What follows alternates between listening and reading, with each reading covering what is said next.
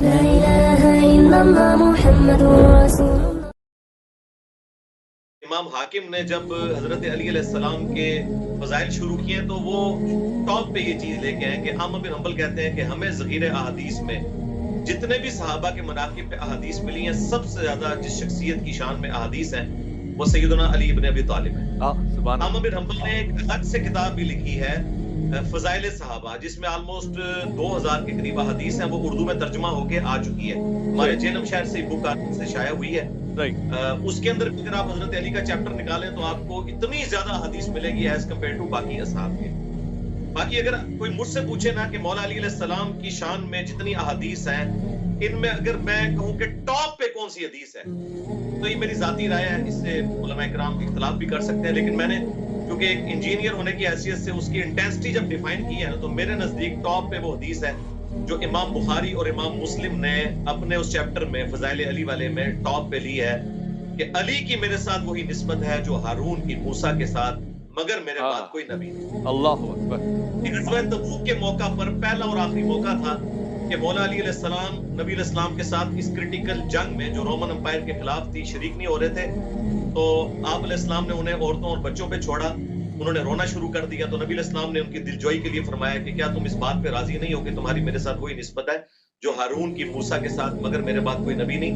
یعنی جس طرح موسیٰ علیہ السلام طور پر گئے تھے تو ہارون علیہ السلام کو اپنے نائب کے طور پر چھوڑ کے گئے تھے, میں تمہیں چھوڑ کے جا رہا ہوں. یہ آپ کی دلجوئی فرمائی. اب اس کے اوپر اگر آپ غور کریں, ہارون علیہ السلام وہ پیغمبر ہیں جنہیں موسیٰ علیہ السلام نے دعا کر کے قرآن میں آیا مانگا تھا اپنے ساتھ سپورٹر کے طور پر.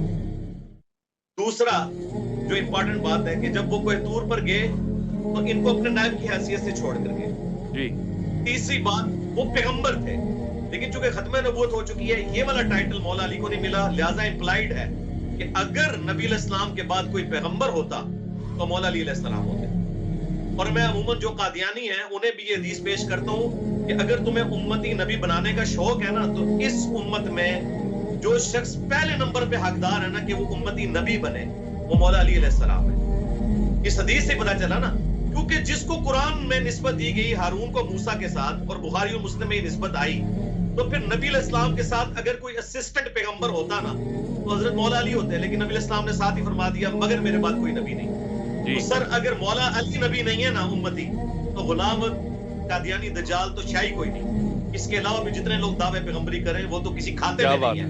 اگر مولا علی کا یہ وہ چیز ہے جو اللہ تعالیٰ نے شرح صدر کی میرے اوپر, اور میں جب بھی یہ بیان کرتا ہوں میرے اوپر ایک کیفیت طاری ہو جاتی ہے کہ یہ ایک حدیث ختم نبوت کے اوپر بھی ایک پہرا دینے والی حدیث ہے. الحمدللہ سبحان اللہ. اچھا دوسرے نمبر پہ اگر کوئی حدیث میں لیتا ہوں نا جی, وہ حدیث ہے جو بخاری مسلم دونوں میں ہے کہ غزوہ خیبر کے موقع پر نبی علیہ السلام نے فرمایا تھا کل میں اس شخص کے ہاتھ میں جھنڈا دوں گا جو اللہ اور اس کے رسول سے محبت کرتا ہے اور اللہ اور اس کا رسول بھی اس سے محبت کرتے ہیں. یہ اس سے بڑی ڈگری ہے.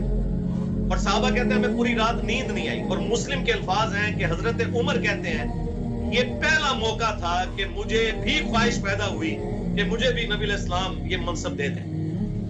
یہ صحیح مسلم کے الفاظ. تو صحابہ کہتے ہیں ہم پوری رات اس شوق میں سوئے نہیں کہ یہ کون خوش نصیب ہوگا. نبی علیہ السلام نے صبح کے بعد سیدنا مولا علی کو بلایا, ان کو آشوب چشم تھا, اپنا مبارک لعاب دہن لگایا اور پھر نبی علیہ السلام نے اپنے مبارک ہاتھوں سے زیرہ باندھ کے ان کو رخصت کیا اور کہا کہ اے علی پہلے ان کو دعوت دینا, اگر تیری وجہ سے کسی ایک شخص کو بھی ہدایت مل گئی تو تیرے لیے سرخ اونٹوں سے بہتر. اور منہاج السنہ میں فلنگ دی بلینکس کیا ہے امام ابن تیمیہ نے اس کے اندر. تو انہوں نے کہا کہ سن, میں نے علی بن ابی طالب کے بارے میں 3 ایسی فضیلتیں سنی ہیں کہ ان میں سے ایک بھی مجھے مل جاتی نا تو میرے لیے سرخ اونٹوں سے بہتر تھا. پھر انہوں نے پہلے وہ حدیث سنائی غزوہ تبوک والی, علی کی میرے ساتھ وہی نسبت ہے جو ہارون کی موسیٰ کے ساتھ. پھر غزوہ خیبر والی حدیث سنائی اور پھر کہا کہ جب آیت مباہلہ نازل ہوئی سورہ آل عمران آیت نمبر 61 تو نبی علیہ السلام نے مولا علی کو, سیدہ فاطمہ, سیدنا حسن و حسین علیہم السلام اجمعین کو اپنی چادر کے نیچے لے کر کہا اللہم ہؤلاء اہل بیتی, اے اللہ یہ میرے اہل بیت.